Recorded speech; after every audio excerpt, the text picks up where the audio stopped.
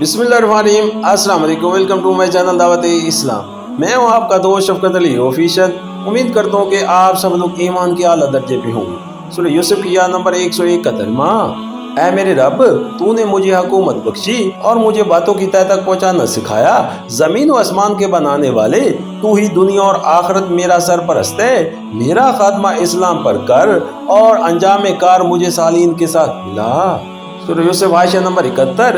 ये चंद फिक्रे जो उस मौके पर हजरत यूसुफ साहब की जबान से निकले हैं, हमारे सामने एक सच्चे मोमिन की सीरत का अजीब दिलकश नक्शा पेश करते हैं। सराई गला बानो के खानदान का एक फर्द, जिसको खुद उसके भाइयों ने हसद के मारे हलाक कर देना चाहता, जिंदगी के नशीबो फराज देखता हुआ बिल आखिर दुनियावी अरूज के इंतहाई मकाम पर पहुंच गया है। उसके कहज़दा अहल खानदान अब उसके सर दस्तनगर होकर उसके हजूर आए हैं और वो हासिद भाई भी जो उसको मार डालना चाहते थे, उसके तख्त शाही के सामने सरंगो खड़े हैं। ये मौका दुनिया के आम दस्तूर के मुताबिक फख्र जतलाने, ढींगे मारने, गिले और शिकवे करने और तानो मलामत तीर बरसाने का था, मगर एक सच्चा खुदा परस्त इंसान इस मौके पर कुछ दूसरा ही इखलाक ज़ाहिर करता है।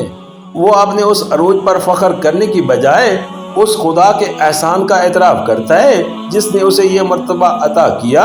वो खानदान वालों को उस जुल्म सितम पर कोई मलामत नहीं करता जो अवैल उम्र में उन्होंने उस पर किए थे। उसके बरक्स वो उस बात पर शुक्र अदा करता है कि खुदा ने इतने दिनों की जुदाई के बाद इन लोगों को मुझसे मिलाया।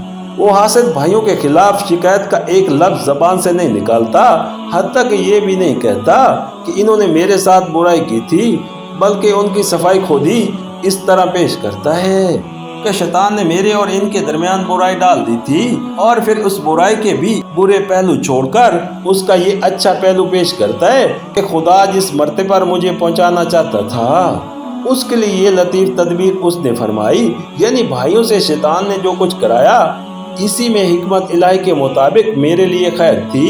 चंद अल्फाज में ये सब कुछ कह जाने के बाद वो बेइख्तियार अपने खुदा के आगे झुक जाता है, उसका शुक्र अदा करता है कि तूने मुझे बादशाही दी और वो कबलीतें बख्शी जिनकी बदौलत मैं कैद खाने में सड़ने की बजाय आज दुनिया की सबसे बड़ी सल्तनत पर फरमारवाई कर रहा हूँ। और आखिर में खुदा से कुछ मांगता है तो ये कि दुनिया में जब तक जिंदा रहूं तेरी बंदगी और गुलामी पर साबित कदम रहूं, और जब इस दुनिया से रुखसत हूं तो मुझे नेक बंदों के साथ मिला दिया जाए। किस कदर बुलंद और कितना पाकीज़ा है ये नमूना सीरत हज़रत यूसुफ साहब की। इस कीमती तकरीर ने भी बाइबल और तलमूद में कोई जगह नहीं पाई।